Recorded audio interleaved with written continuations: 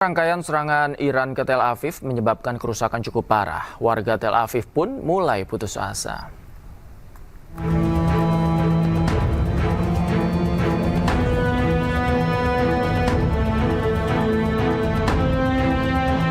Rudal-rudal Iran menghantam beberapa wilayah di Tel Aviv tanpa henti. Serangan ini melukai beberapa warga dan menghancurkan bangunan tempat tinggal.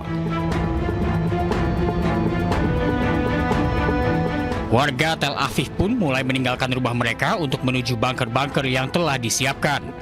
Meski tidak ada korban jiwa, namun serangan ini membuat warga putus asa. אני מיואשת. מאוד כואב לי כל מה שקורה וכל המלחמה הזאת וכל ההרס וכל ההרג וכל הבזבוזי כספים שכל הטילים האלה עולים והיירוטים ומצב נוראי. אני לא מאמינה שכל כך מהר זה ייגמר, ואני חושבת שכרגע האיראנים ככה העלו מהלך, כי אתמול היה יחסית שקט, ואני לא יודעת, אולי זה מין, איך להגיד, הרגע לפני שזה נגמר, אז עוד מנסים חזק לנצל את היכולת ההרסנית. מאוד כואב לי כל מה שקורה פה, וכבר קורה כמעט 3 שנים.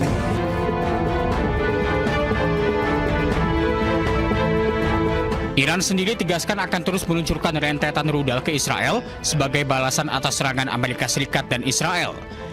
Meski sebagian rudal berhasil dicegat sistem pertahanan Iron Dome, namun banyak di antaranya yang berhasil tembus dan jatuh di kota-kota di Israel.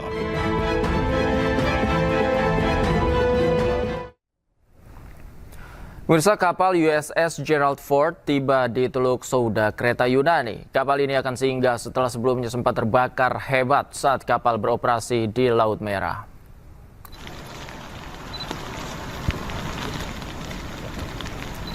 Kapal USS Gerald Ford tiba di Teluk Souda Senin 23 Maret yang lalu. Kapal induk ini dikawal oleh kapal tunda saat mendekati Pulau Yunani. Kapal USS Gerald Ford singgah setelah sempat terjadi kebakaran besar di atas kapal pada 12 Maret yang lalu. Api dilaporkan muncul di fasilitas pencucian dan menyebar melalui sistem ventilasi. Akibatnya lebih dari 200 pelaut dirawat karena menghirup asap. 600 anggota kru pun mengungsi. Kapal induk bertenaga nuklir ini akan singgah sampai waktu yang belum ditentukan.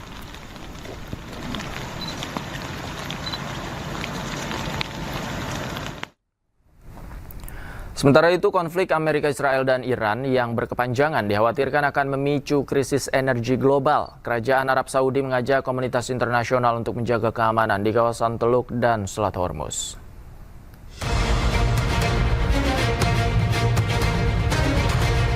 Eskalasi perang di Timur Tengah memasuki babak baru, namun perang yang berkepanjangan dikhawatirkan akan memicu krisis energi global.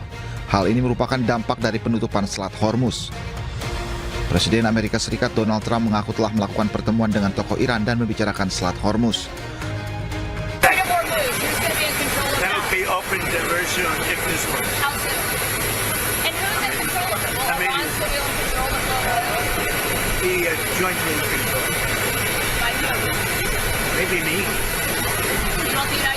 Me and the Ayatollah, whoever the Ayatollah is, whoever the next Ayatollah.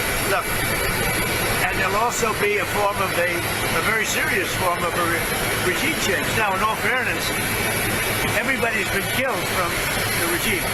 They're really starting to go up. There's automatically a regime change. So we're dealing with some people that I find to be very reasonable, very solid. The people within know who they are. They're very respected.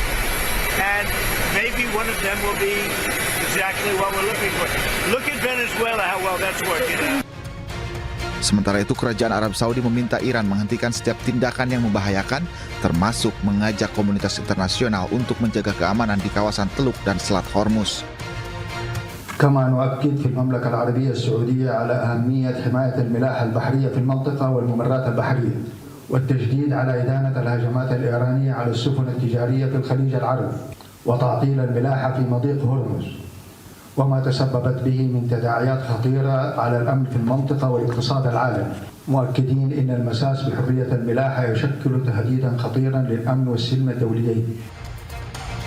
Ketegangan meningkat di Timur Tengah setelah AS dan Israel melancarkan operasi gabungan terhadap target Iran pada 28 Februari silam. Serangan tersebut menyebabkan pemimpin tertinggi Ali Khamenei tewas dalam serangan pada hari pertama konflik.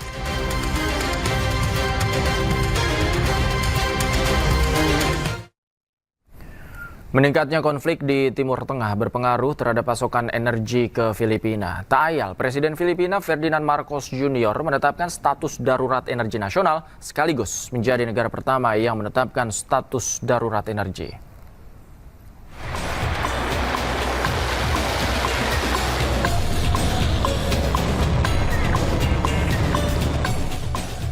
Perang Israel Amerika Serikat melawan Iran membuat sejumlah negara kalang kabut.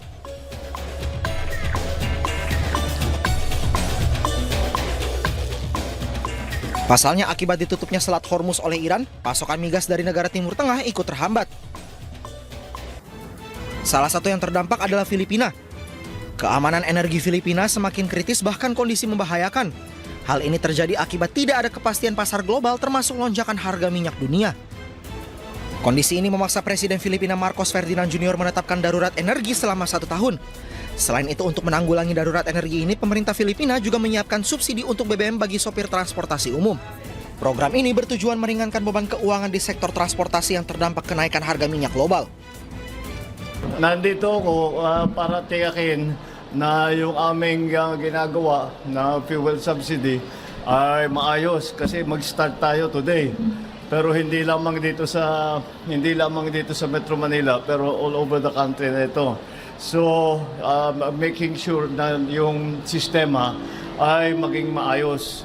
So we are now providing 10,000 subsidy for each bus unit. Tulungan niyo naman kami para yung mga ating riding public ay hindi masyadong mahirapan unang-una at hindi sila masyadong mabigatan sa pamasahe. Selain itu, Filipina juga mengaku hingga saat ini cadangan bahan bakar hanya cukup untuk 45 hari ke depan. Sementara itu, pemirsa, serangan Israel Amerika Serikat ke Iran menyebabkan harga minyak dunia melonjak. Kelangkaan BBM yang terjadi di sejumlah negara menyebabkan antrian panjang di pom bensin.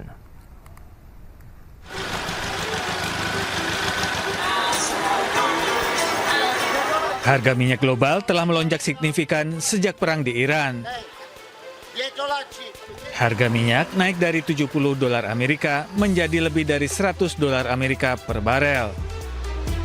Di Palermo, Italia, warga terpaksa mengantre di SPBU akibat harga bahan bakar yang melonjak. Warga Palermo juga khawatir terjadinya kelangkaan pasokan BBM. Mereka berharap pemerintah Italia segera turun tangan untuk menurunkan harga BBM.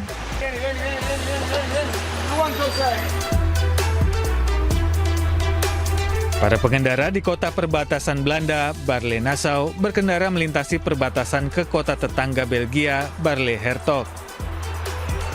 Mereka mengisi bahan bakar kendaraan mereka karena kenaikan harga bensin yang disebabkan oleh meningkatnya ketegangan di Timur Tengah. Sebagian besar SPBU di Belanda kosong. Sementara antrean mobil berjejer di SPBU tepat di seberang perbatasan di wilayah Belgia. Beberapa pengemudi menempuh jarak kurang dari 3 km untuk mencapai pom bensin yang lebih murah sebelum kembali ke Belanda.